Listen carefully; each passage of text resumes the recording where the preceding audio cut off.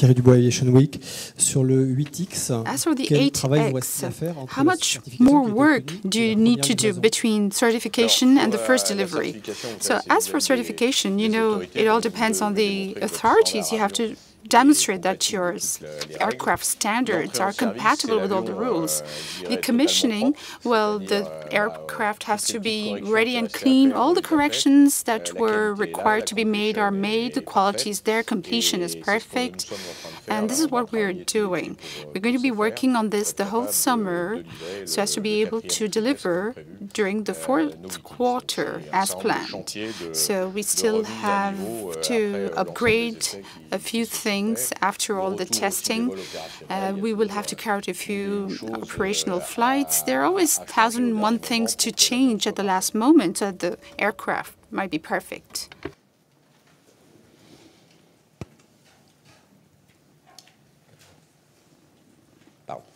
Good evening, Dominique Gallois from Le Monde newspaper. I have two questions. Could you talk about the price war and tell us what's going on, please? Who's most aggressive and what are the gaps? It might help us to understand things. And secondly, following what happened, I think you had a Works Council meeting in July. You started announcing measures. Now, you said you'd meet again late August, early September to take stock of the situation. How far have you got? I mean, is it an industrial crisis that's on the horizon? What's going on that front, please? Thank you, says Mr. Trappier. First topic on the price war. Well, when the market is weak, everybody tries to sell his airplanes, especially those who've upped their pace quite a lot. Look at Gulfstream. They were, like ourselves, they were reluctant to bring down their prices, but then they started to do it because they've got lots of planes in their inventories. This price war isn't just the markets, it's also the used aircraft, previously owned ones. You know, when you purchase an aircraft, you sell the one you've been using up to now very often. So pre-owned aircraft, there's a plethora of them out there. So the price of those pre-owned aircraft collapsed. And then it's hard for our clients to say they'll sell an airplane at a not very high price and purchase a brand new one that, of course, will have a bigger price tag, much bigger. So the price pressure then is the competition. And then you have the differential between, you know, selling your previous plane and buying a brand new one. But the differential is so big now that it makes the newer ones more unaffordable. And that has then led to kind of price war. Now, who's doing what, you want to know? Well, over time, Bombardier has always done their best to get contracts, even selling at a loss, they say it themselves. And I think they're the most aggressive in terms of dropping prices. Then Gulfstream and others, Bayer and others, well, they all say, you know, that the situation is weighing on prices. I couldn't quantify things, though. And we want to pursue our sales, and the 22 sales that seem to be not huge in the order backlog. Believe me, some people in the room know what I'm talking about. This is an ongoing fight. And you've got to adjust the price case by case. And on the second topic you mentioned, there are lots of things that came up in the newspapers before we had this conference. So I see some people were talkative, including in the company. And we shouldn't make a mountain out of this because, you know, we've got to keep on transforming the company internally. It's an ongoing thing, something we do every single day. It's always happened. When the situation isn't as good as it's been in past times, well, you challenge yourself, you do your soul searching, and you wonder if the model you're using is right. Can you maybe make it better? And in the digital world these days, everything is moving forward so thick and fast. You've got to challenge yourself pretty often about these things. So you've got to be willful about these kind of things and seize the opportunities, grasp the opportunities as and when they come along to pursue the transformation of the company and go more digital, keeping the corporate culture, of course. We're 100 years old, and the journalists gave the Grand Prix to Boeing, unfortunately not ourselves, but we were very proud of being 100 years old. So this corporate culture we have, it's a small company that grew big, and we have engineers proud of what they're doing. We want to retain the corporate culture, we have the responsiveness, the flexibility, and build in digitalization at the same time. So it requires good stewardship, good management, and the program managers are the guarantors of good management. They're engineers, they're design office people, and so on. And they know how to get program management right if they knuckle down to it. Because given the price pressure we have, the temptation would be to, bring down the costs. And we need to bring down the costs in some way, but we've got to do it intelligently. If we use it with the same methods, we'll get the same results. Usually that's what happens. So you've got to change the methods sometimes too. And that's what we've started to do. And it'll happen as time goes on. Slowly but surely. There's no revolution going on here. We're not revolutionaries in the Dassault company. On peut être des résistants, mais pas des révolutionnaires. Resistance, but not revolutionary. Bonjour, Jean-Marc Tanguy. I have a few questions. As for the Mirage 2000D, do you know the amount of contracts? Because I haven't seen any figures, neither in your communication nor that of the DGA. And can you tell us about the industrial retrofitting system? You are doing the development work, and the CIA is doing the series. Is it going to be the same case for this program? And another question on the MCO, you were talking about Qatar. I think this is a new business. What are you going to do exactly after these inspections, these visits? Does it concern a lot of expats from the company? And one last question, you must have looked, just as we have, looked at the programs or pre-programs, the pre-candidates for primary. When Bruno Le Maire says that we need 40 more Rafales, that's the minimum figure, I suppose. Well, I can answer the last question. Those who will say more Rafales, they will be right, whatever their political party. And as for the two other parts of your question, for the 2000D, we are the leaders for avionics. So we're going to do the first retrofitting, just as the state does. There are some firm sections and other conditional ones. So we have the firm section for the development of the first aircraft. So we're going to do that fully. And then there's one section for MBDA. I'm not going to give you any figures. I know our figures for the conditional section, and for the other sections, they are not firm, so we're not going to talk about that now. I'm not going to talk about the figures of MBDA and other subcontractors. Since DGA did not want to communicate, I always let the client express himself first. Otherwise, I might not say the same thing as the client, and they have their own language, VAT, excluding tax, etc. I'm not going to tell you exactly the volume, but some hundreds of millions, if not billions. But yeah, there are projects.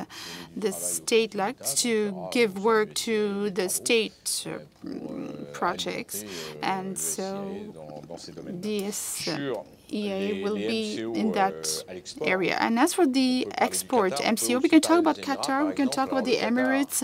Well, Qatar, just as the Emirates, there are some inspection projects, but in the field of MCO, we have to associate with local companies, and together with them, we're going to prepare these MCOs. We will associate local industries that are in touch with the local industries, local aircraft builders, and we will provide our know-how. Our engineers will be sent to those countries. There will be teams that will be detached, seconded, and part of the work will be done by the local staff, and our client will have more independence. And we want our clients to have more independence. If you take the 2009 in the United Arab Emirates, all that is done locally, and they are supported by local industrialists. So I think that we have given them this autonomy, and some of our competitors don't do that. We should be proud of this. And this allows us to organize a certain number of services. We always send assistance to them, and the clients are always very satisfied by this. And so we also plan for the logistics, the resupply, all kinds of other services that are also being created in this area. Yes, I've got a question on the Mirage 2000D. It's a multi-role airplane already, but what are the strengths that you are adding in?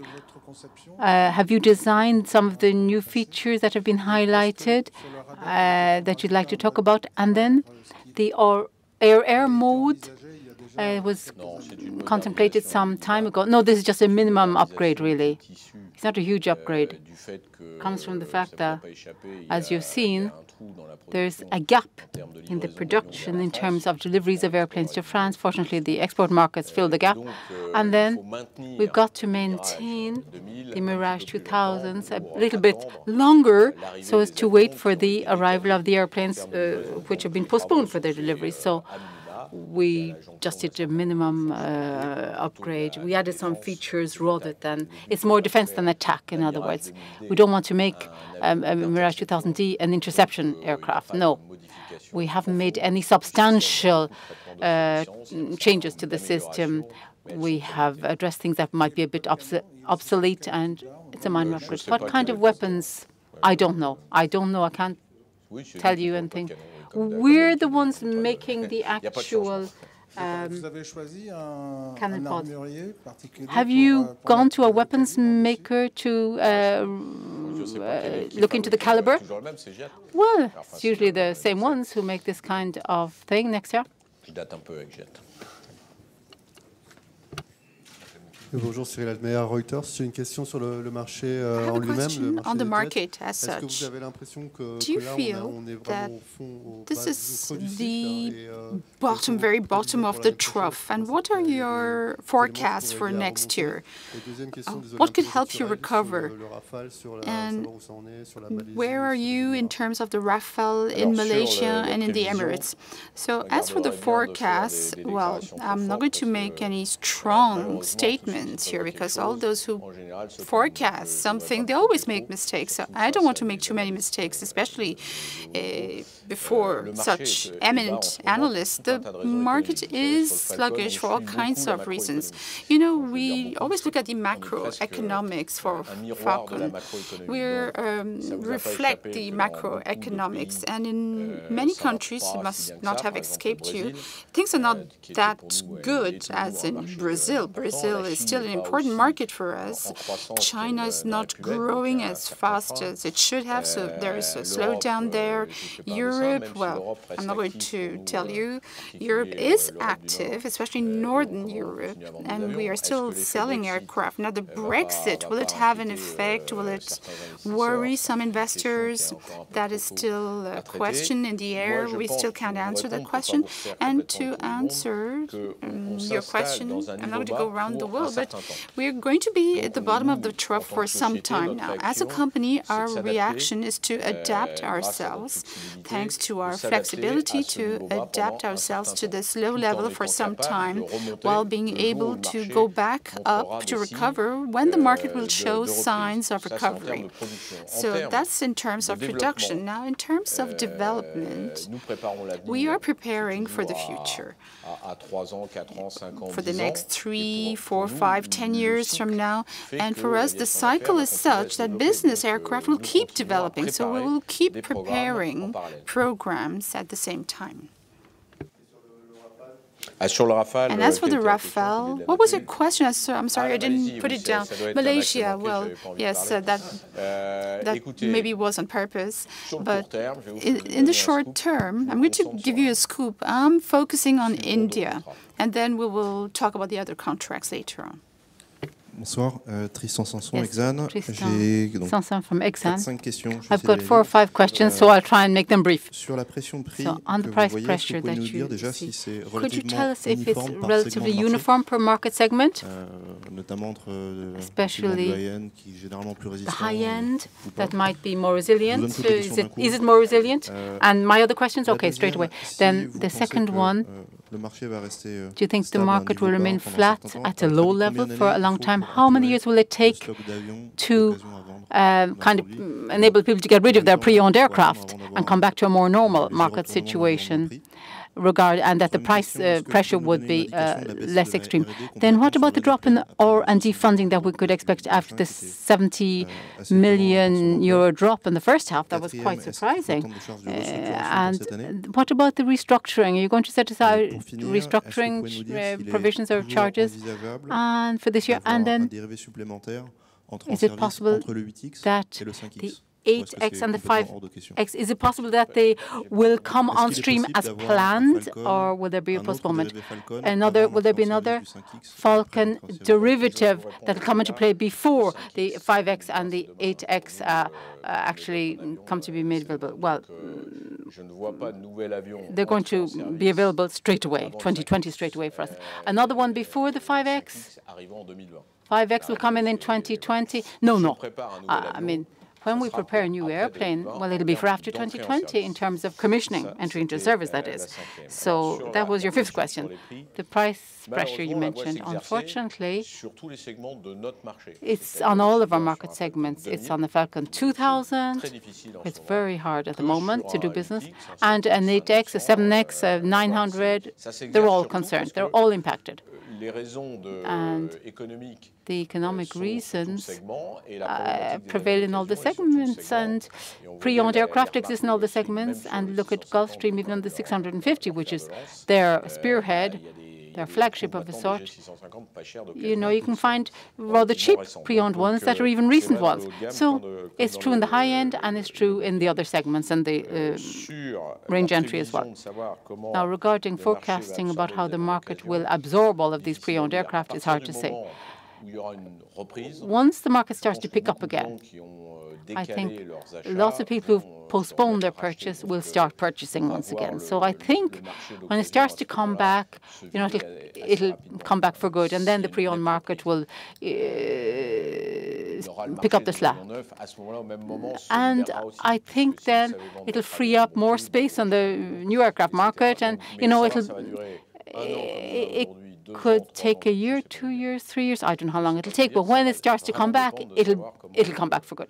But we don't know when it's going to happen. You know, look at global growth; it's running at around a not very good level at the moment. So if overnight the growth were to be kick-started for some reason, we'll follow pace automatically.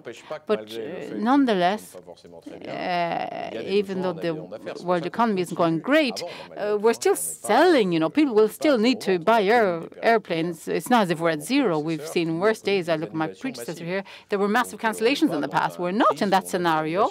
It's not a cancellation phase. It's the market is slackening, and that's all.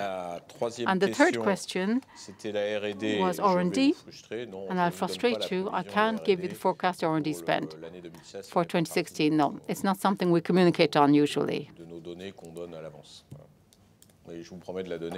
But I'll tell you about that when we talk about the 2016 full year results. The restructuring charges, well, to date, well, we've got structural charges, which are, you know, on our radar screen as planned. We haven't decided to shut down plants and make 1,000 people redundant or anything. We're not Gulfstream. I mean, maybe we should do that, but we're in France, Gulfstream. Look at them. They're selling quite a lot of planes, and they're redundant. They're making 1,000 people redundant, and then early retirement measures announced of so many people again. So, well, we use the resources we have. We have our French labour code and our French legal structure and so on, and that obliges us to work around the problems, and that's what we're doing. But no, we haven't got restructuring costs, at least not right now. You've talked about the launching of a new Falcon program. Do you know when? I know it's a bit early. After 2020, if I've properly understood. Well, when we say launch, for the moment we're carrying out studies, we're trying to analyze the market. It's not very easy, that too. We're also analyzing what our competitors are doing. What is important is not to do the same thing as what they're doing. And we're preparing the technologies, too, that will allow us to progress in terms of our quality, performance, and our capacity to deliver the proper services. So we're in that phase. Now, once all the bricks will be mature, and once we will feel that there is a need in this or that segment on the market, then we will start. The sooner the better. We are reaching maturity for some ideas. When we'll be there, we will maybe let you know, but we're working on this right now. Hello, I'm from Les Echos newspaper. I'd like to know if you can give us any indication of your expected full-year results. Will they go up, go down, or stay the same? Well, we don't usually say that. Well, some do, so I was just wondering. Well, yeah, some do, but we don't. Okay, so then could you tell us a bit more about the MALE? It's finalized. Is it just a signature for design work to be done? A bit more about the MALE, please. Well, we've been talking about this for some time. It's about 60 million euro worth, shared among 3 companies, so it's not a huge piece of development, but that will enable us to design a concept, to design a project, and to come up with a detailed proposal to turn it into a program later on. It'll take about 18 months. Once it's signed, we would hope the signature would happen fairly quickly, and a lot of progress has been made. And we've been working well with OCAR and the agencies, working with the countries themselves, and the agencies work together on this. So it's quite mature now to be launched, we think. It's a satisfactory first stage because a European UAS, an MALE type of UAS, it's a good idea. We have our friends from the electronics field that we tied in at the right time so as to come up with a response in this area, which is a growing area. So it's a first step, you know, it's not a very high step, but it's bringing us in the right direction. And we have the skills in Europe, but then we just have to make sure we have the will to do it. In the industrial sector, we have the will to do it. So if there's supposed to be a European MALE US, well, it'll only get off the ground in 2019, 2020, is that it? Not before? I mean, well, a few years ago we talked about the MALE 2020, but of course the destination date depends on when you start off. So if you don't start as planned, you know, you reach the finish line later than planned. So it'll become the MALE 2023, maybe, we don't know. Probably won't be the MALE 2020, around about 2020, but rather after 2020 than in 2020. And that's not in conflict with the purchase of 1 or 2 additional Reapers. Well, I'd like to know about India next. Apparently, all the offsets have to be concluded before the contract is concluded. That's what they say, and you want this contract to be signed before you take care of the offsets. No, that's not it. No, it's not. I'll tell you. To sign the contract, you need to have resolved all the issues to be resolved.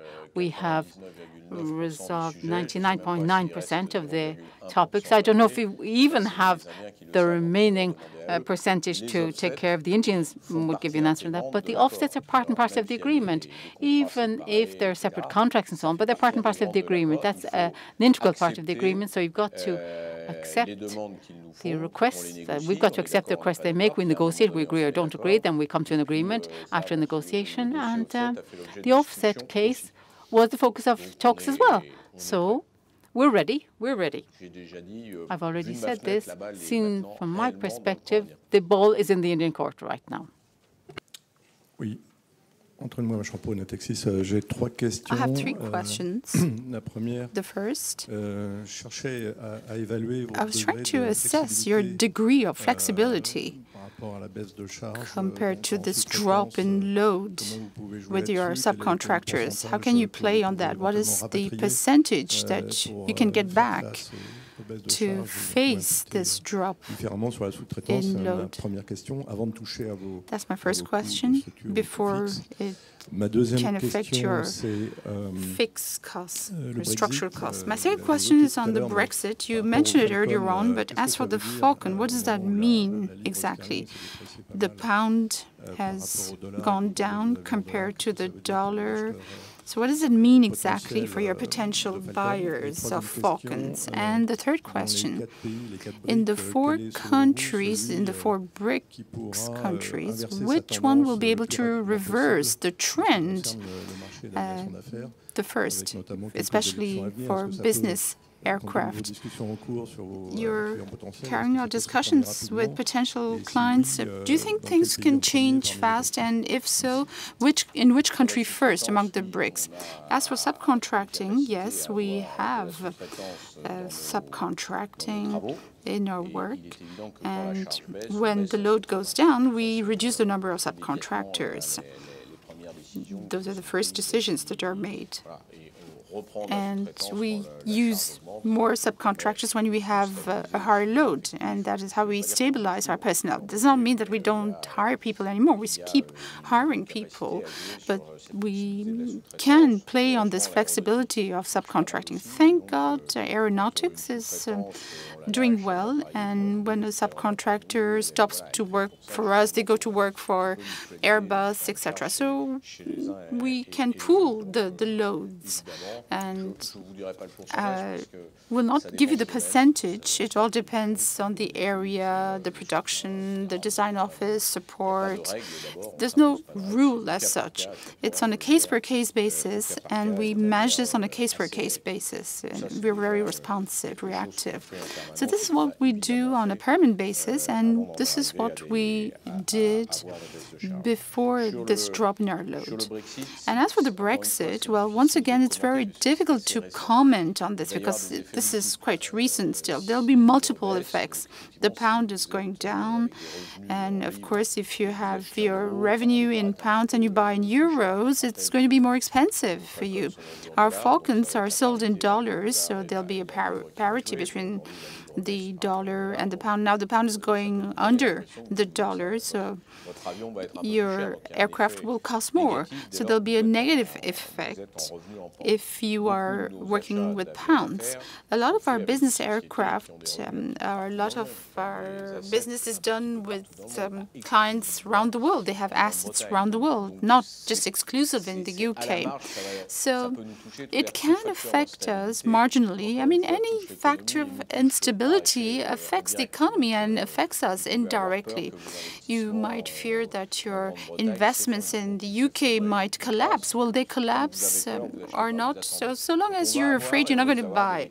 So there might be a slight slowdown. People might not buy when they had planned to buy. It's possible, but we can't really say. And as for the 4 BRICS, one is doing well, and that is India.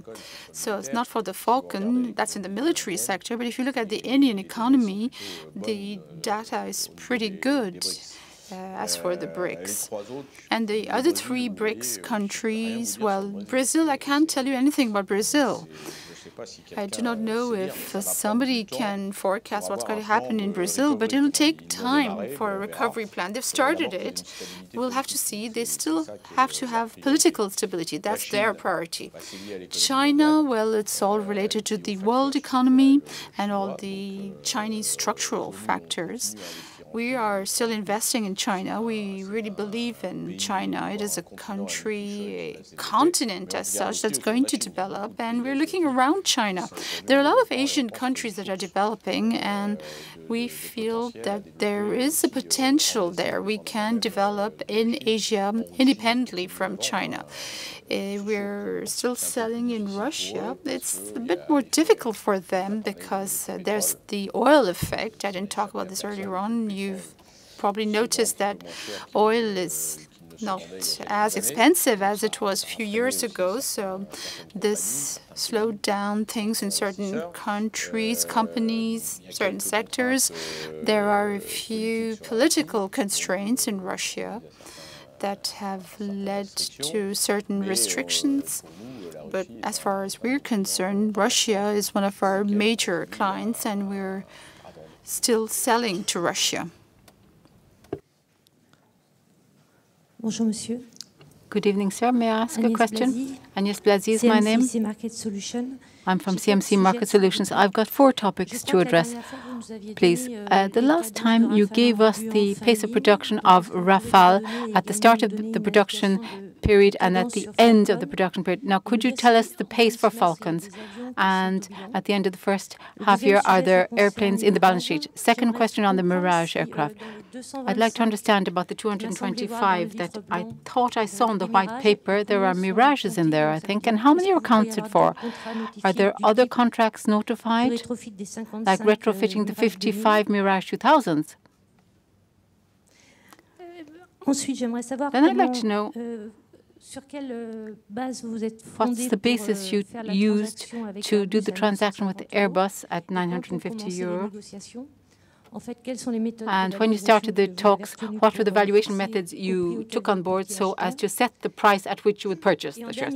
And then the last one is, given the Neuron prime contractorship work, do you think Brexit will have an impact on the Neuron prime contractor arrangements? Well, the figure, €950, that's the market price. That's it. It was just the market price. That's all. Nothing more to be explained about that. 950. The Neuron doesn't include the UK. I think your question refers more to the future, perhaps the FCAS. The FCAS. Now, there were some political statements made, but I'd be careful about saying things there because there was a meeting today between our French president and the UK Prime Minister, I think. But they reiterated the Lancaster House Agreement as being a bilateral agreement between the two countries. So it's a treaty. And we are part of the industrial activities for the combat drones, the Lancaster House Agreement, which is a bilateral agreement, and there should be no change. There are economic issues. How will the UK manage its Brexit? And so on. There are political relations, too, that are more or less good, depending on who's in power and so on. So anyway, it'll all, the future of the program will hinge on all of that. But we've got to kind of stabilize this relationship if we want to pursue down this road in the longer term, because when you develop something as a twosome, you can't have things fluctuating depending on events that happen, and there are events happening every day in a normal year. So for the moment, the Lancaster House Agreement prevails. We're doing things together, and we hope to do an operational demonstrator together too. Regarding the Mirage and the Rafale and the way they dovetail, it's to do with the timing. The 55 Mirages will remain. Logically, it should be 225 minus 55, but there will be attrition. There will be development, and arithmetically, it won't work out that way, as it would in mathematics. So it's fairly complicated in real life. So in reality, what's going to happen is we're going to continue delivering Rafales when the gap in the French Procurement Act is filled, and then we'll pursue the deliveries, and we'll continue when the Mirage 2000 deliveries will be expiring anyway. So the line for the Rafales is open for a long time to supply to the French Army. It's paradoxical. You know, the French postponed. Well, you've got to get the right export contracts to pick up the slack. But then you have a more long-term visibility, and we have ongoing development, permanent enhancement and so on of the Rafales over time. So not getting into detailed mathematics, but you'll have the 180 Rafales, the present order, and we should have a tranche number 5 after that, after the 180. And that's not been done right now, so I can't say factually if there'll be 45 more, 50 more, 60 more for the French forces. We'll see what happens. And then the other question you asked about the sequencing, the pace. Well, on the Rafale, we don't usually talk about this, but I'll talk a bit about the Rafales. A year ago exactly, we decided to go for cadence 3, as we call it, pace 3. That is, if India were to sign the contract quickly, and if there were a fourth contract that were signed quickly, we wouldn't forego the delivery deadlines we put into our bids. So we positioned ourselves to increase the pace of work. When we saw that India was postponed and the fourth tranche as well, as we're good managers on this kind of thing, we slowed down the ramping up. And we went to pace 2, as we call it, cadence 2, and there are some planes where it's cadence 2 in France, Egypt, and Qatar, those orders. And if India doesn't come in quickly, we'll go down to, we'll bring down our pace of work. That's our flexibility that we have in Dassault that helps us there. And on the Falcons, the pace of production, I won't give them in detail, but we said it would be 60, it'll only be 50. That's what we're forecasting. So we're slowing down the pace of production slowly but surely. Bonjour, Olivier Brochet, Crédit Suisse. J'aurais donc trois petites questions. 3 questions. The first on the exchange rate in H2. Is it lower than that of H1? Second question. As for the Falcons, last year at the end of the year, you had 10 aircraft that couldn't be delivered. So can we say that production output level number 4, can that be an objective for you? And the third question, Atlantic 2 and Mirage 2000D, what is the date of the first deliveries, please? So the last question, ATL2, today we are planning to deliver in 2019, and we have received an amendment since the beginning of this contract with a few changes. So therefore, we've gone from the end of 2018 to the beginning of 2019. So it's there for 2019. And as for 2000D, I do not have the date. I don't know if it was communicated to you. I don't think it was announced, but I prefer not to announce it, actually. As for the Falcon, you almost answered the question. We adapt the production output to the orders. And so here you can see that we are slowing down. So I won't say much more. And as for the exchange rates, the exchange rate will keep going down. We won't tell you how much because we're not good at forecasting, but normally it should keep going down. We have hedging, so we can't leave the hedging that easily, and we have to keep the hedging because the world cannot be made with forecasts, and there could be a change in the situation. Bonjour, Christophe Ménard. Hello, Christophe Ménard. I'm from Kepler Cheuvreux.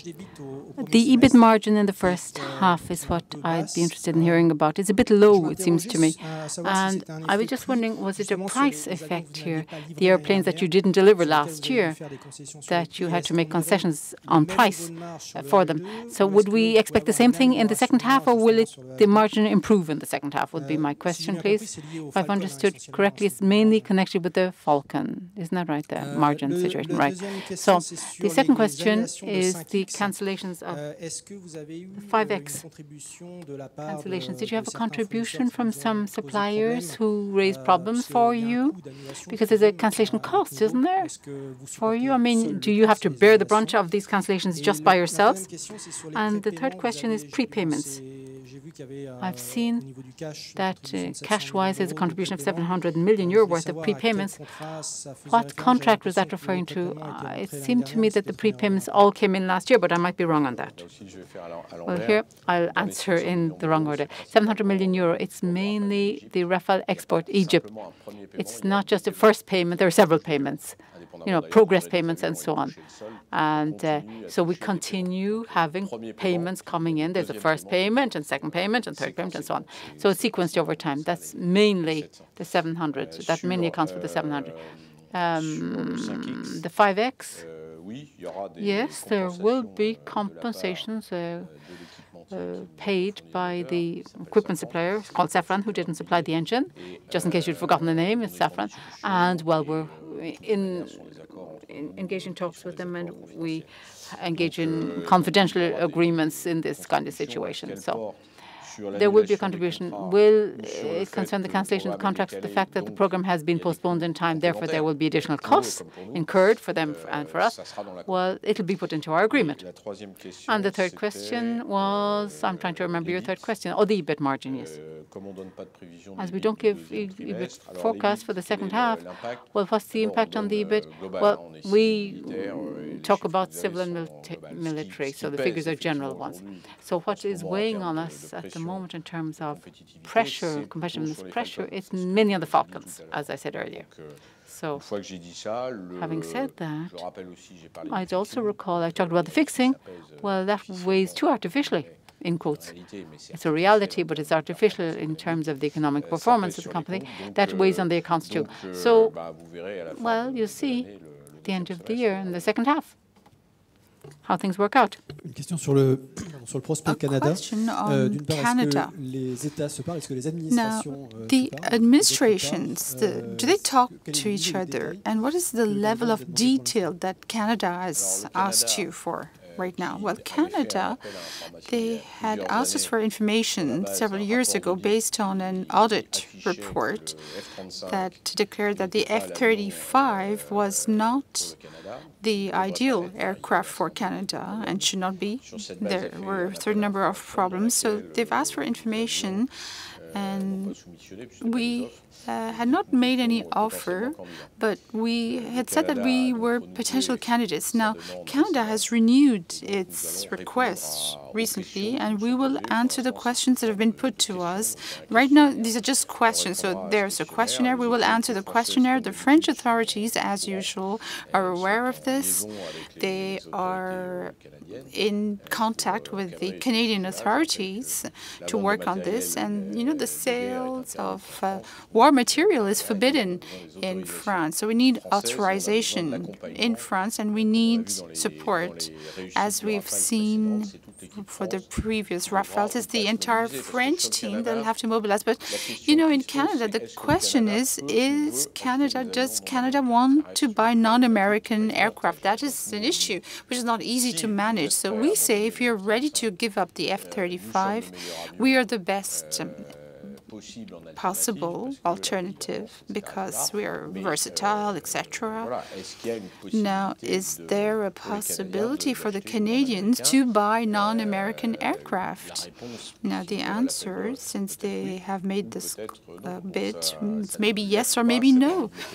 So it's just an ambiguous question still. But if they give up the F-35, which is still not clear in their positioning, the Rafale is a good candidate. But I'd just like to remind you that we were put off by others. If you take the Netherlands, they made calls for a tender, and they had already chosen the F-35, and they bought the F-35. So we will play this game, but we know that there is competition here. And there was no clear statement. They didn't clearly say that they were giving up the F-35, which is a pity because it's not that good an aircraft. For those who saw it fly at Farnborough, it wasn't that great. Concerning the 55 Mirage 2000Ds to be upgraded, will it really bring in a huge workload, a sufficient workload, I mean, to bridge the gap? That's, you know, going to get wider. You'll correct me if I'm wrong on this, but I think there's a big gap in the workload in the offing, and the state is putting off the deliveries of its orders for 4 years.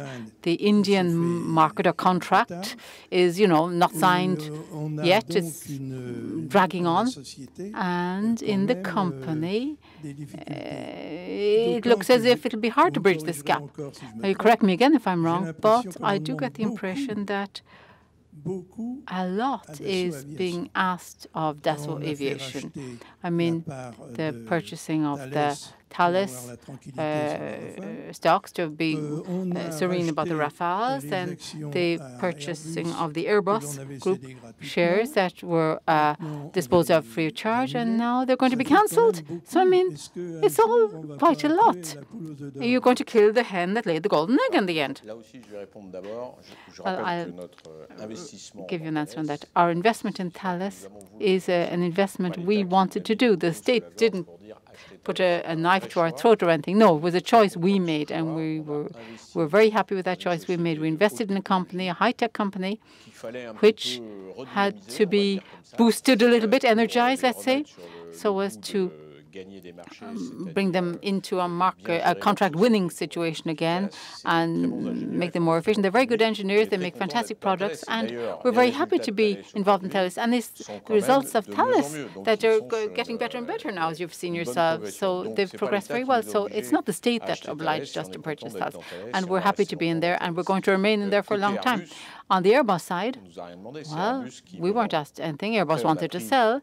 We shouldered our responsibility and said, well, look, as Airbus is selling, well, in conjunction with the main shareholder, we made the choice of purchasing some of our shares so as to make it accretive for the shareholders. And your remark is very relevant nonetheless. We had to buy it, at a fairly good price for what in the past it had not a very high price. Anyway, that's the first part. The second part is the preparing for the future. We were asked, I won't use the words used at the time, to do exports because France couldn't afford Rafales. Well, it wasn't in so many words, but so, okay. The Military Programming Act was lightened for 3 or 4 years of deliveries of Rafales, and others availed of that lightening, no doubt. I mean, that's sure and certain, actually. So it's just a postponement. The problem is when you postpone something, it keeps on being in the future. So you then have to bridge the gap and look for future Rafale contracts for France. And at the same time, France has always trusted us and has trusted us, in particular recently, with the F3R contracts, so that we will adapt to new kinds of weaponry, new kinds of communication means, and so on. And we're going to continue along those lines. So this is a question of getting the balance right each time. It's not the hen with the golden egg, but we're managing, we think, pretty well. And as we're managing pretty well, we have some cash in hand, and we can do this and we can do that. We generate good net income, even though the situation isn't fantastic. It's still doing not too badly. In this day and age, in France, it's doing pretty well, industrially speaking. So, and we're delivering our products on time, on spec, and we're a company one can depend on, rely on, and the state knows that. Bon, je crois que alors la dernière. Okay, the very last question. Merci. C'est une question technique, mais it's a technical question. You've given your net debt on the 30th of June. Can you tell us the free cash flow amount for H1? I think it's around 200 million euros. 200 million positive, yes. But this is mainly due to the down payments. Merci. Thank you very much. And for those who are leaving on holidays, enjoy your holidays. We have a lot of work waiting for us in H2.